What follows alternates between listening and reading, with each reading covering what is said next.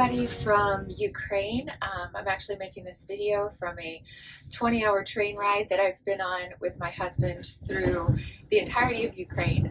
We've been, for the last month, we've been in the war-torn areas of Ukraine in the south and the east, ministering to soldiers and to civilian populations. And now our trip's coming to a close.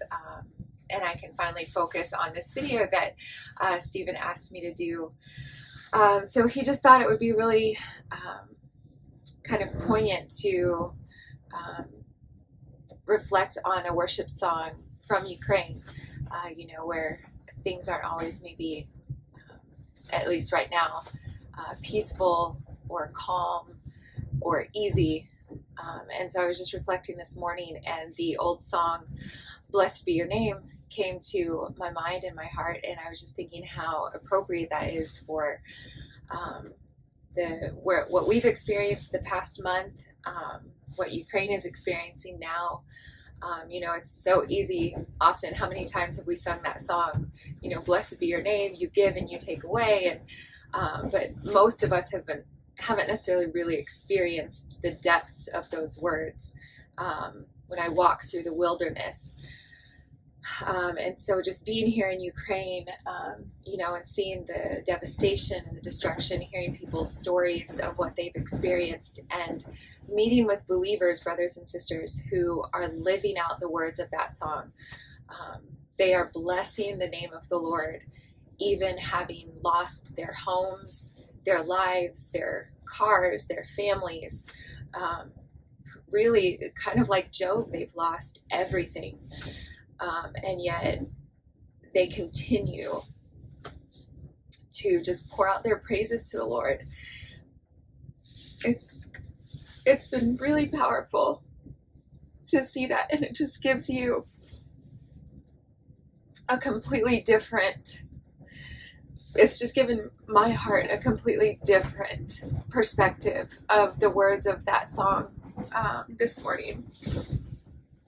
And a friend sent me with a bunch of cards for our time in Ukraine, and I opened one this morning, and it was the verse that she had put in it was Isaiah 58:11. "The Lord will always lead you, satisfy you in a parched land, and strengthen your bones. You will be like a watered garden and like a spring whose water never runs dry."